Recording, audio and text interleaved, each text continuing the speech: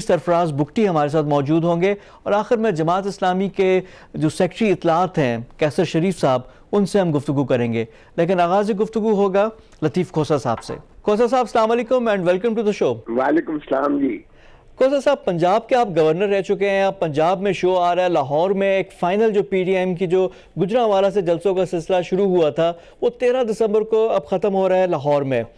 Pakistan People's party وہ کہاں پہ کھڑی ہے؟ کیونکہ اب ظاہری بات ہے ہوسٹ اور میزبان تو پی ایم ایل این ہو گئے، جو پی ڈی ایم کا جو پوری ایکسرسائز تھی اس میں سے کیا کھویا کیا پایا؟ دیکھیے، کھونے پانے کی بات نہیں ہے، یہ ایک سیاسی عمل ہے اور ظاہر ہے کہ اپوزیشن ہو یا جو بھی سیاسی جماعتیں ہوں وہ عوام کی ترجمانی کرتی ہیں، عوام کی فلاح و بہبود کے لیے کام کرتی ہیں، وہ مملکت کے لیے، ریاست کے لیے وہ اس کی خدمت کرتی ہیں، ریاست کو وہ چاہتی ہیں کہ ریاست جو ہے وہ پھلے پھولے اور یہ جو ہے اپنے عروج پر پہنچے۔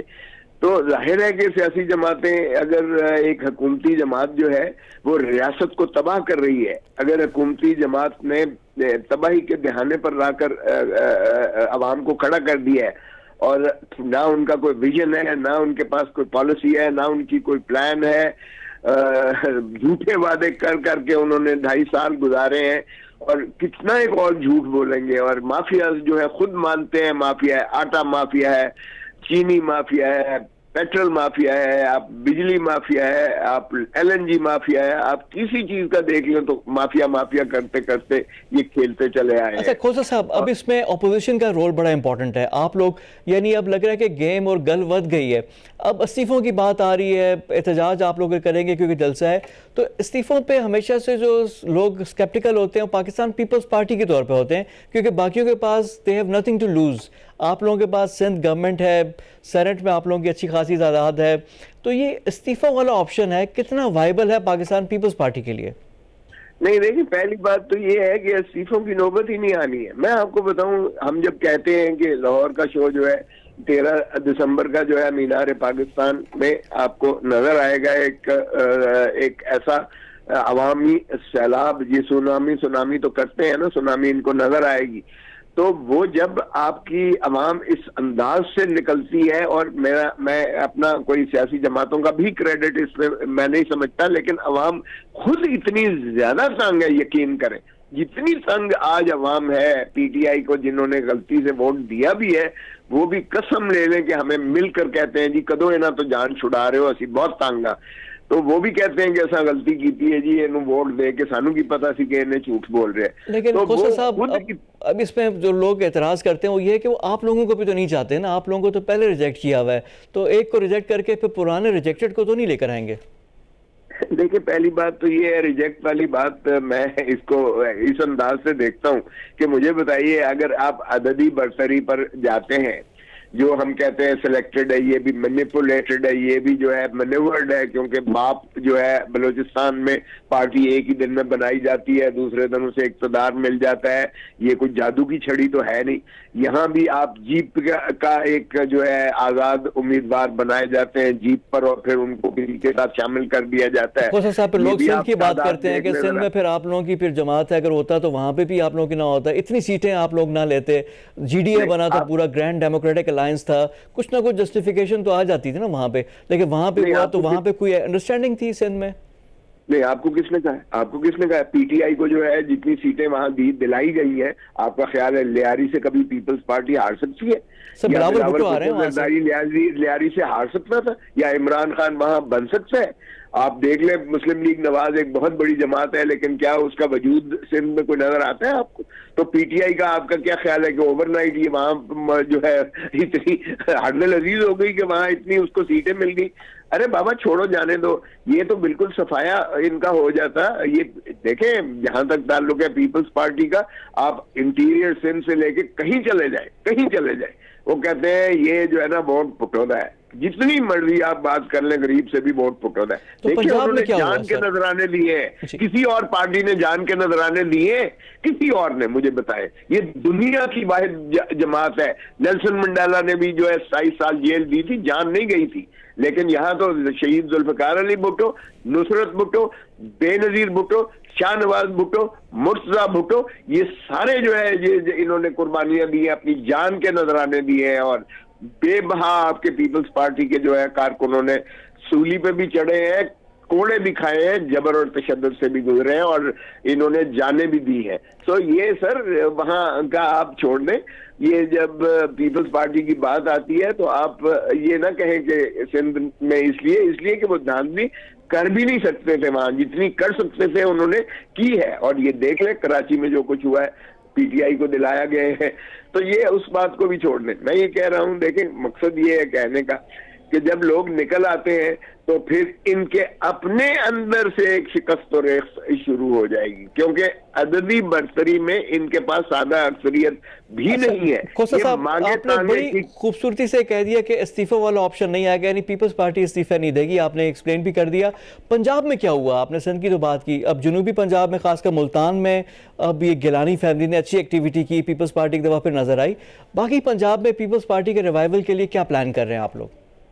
देखें, पीपल्स पार्टी बिल्कुल आपको नजर आएगी। अगर गिलगित बल्तिस्तान में जिस तरह से बिलावल भुट्टो जरदारी साहब ने जो उन्होंने 20 दिन वहां लगाए हैं, और जिस तरह से उन्होंने कौम सारी ने देखा कि जिस तरह उन्होंने अवाम की तर्जमानी की, उनकी महरूमियों की जो है बातें की, उनके हल की बातें की, वो उन्होंने अवाम की आवाज बनकर वहां आए। तो ये हम इंशाअल्लाह आप देखेंगे कि पंजाब में भी इसी अंदाज से जब एक तूफानी दौरे होंगे तो लोग उसी तरह लब्बैक कहेंगे। पीपल्स पार्टी बनी ही पंजाब से थी, लाहौर से इसकी दाग बेल डली थी, और भुट्टो पंजाब ही से पीपल्स पार्टी के जो है उस पे मुंतखब भी हुए थे लाहौर से, बीबी भी लाहौर से मुंतखब। तो पंजाब के बगैर तो फेडरल में हुकूमत आएगी नहीं। अच्छा, एक और आपसे बात करनी थी, एक और फिनोमिनन जो हुआ था आसफा का सियासत में एंट्री और जलसों वाली सियासत में एंट्री, उस पर आप लोगों को क्या इंटरनल फीडबैक क्या आ रहा है? पार्टी में क्या बातचीत हो रही है आसफा की जो सियासत में एंट्री थी उस पर? देखिए, मैं तो उनके साथ खड़ा था मुल्तान में भी, और पहले जाके हमने जब गिलानी के बेटे को अंदर कराया तो मैंने हाई कोर्ट में उसी दिन रेट करके सारों को मुखलिसी दिलाई, और वो हाई कोर्ट ने कहा कि ये जो उनकी असीरी है, उनकी असीरी गैर आईनी और गैर कानूनी है, और कदम करार देते हुए कहा 3 बजे से पहले छोड़। फिर जब आसफा बीबी की तकरीर थी तो मैं उनके साथ खड़ा था। उन्होंने जो 5 मिनट में जितना उन्होंने एक इम्पैक्ट क्रिएट किया, वो सही माने में नजर आ रही थी। बेनजीर भुट्टो का परतौ नजर आ रही थी, और उनमें बिल्कुल जो कॉन्फिडेंस था, उनका एतमाद का, आप देखें कि सारी कौम ने, हमें तो बहुत अच्छा फीडबैक मिला। सच बात ये है, और कहा कि ये पाकिस्तान पीपल्स पार्टी में एक बहुत एक हवा का एक ताज़ा झोंका है जो इंशाल्लाह इसको उजागर करके पीपल्स पार्टी को अपनी उन्हीं मंजिलों पे मेराज पर पहुंचाएगा। बाकी बिलावल भुट्टो जरदारी साहब यकीनन है, उनकी बहन आ गई आसफा जरदारी साहब की भी है, उनकी वो पीछे से यकीनन एक बहुत सियासी और मंझे हुए हैं, वो उनकी मशावरत रहेगी। बाकी फरियाल बीवी भी हैं, वो भी माशाल्लाह दस्तरस रखती हैं।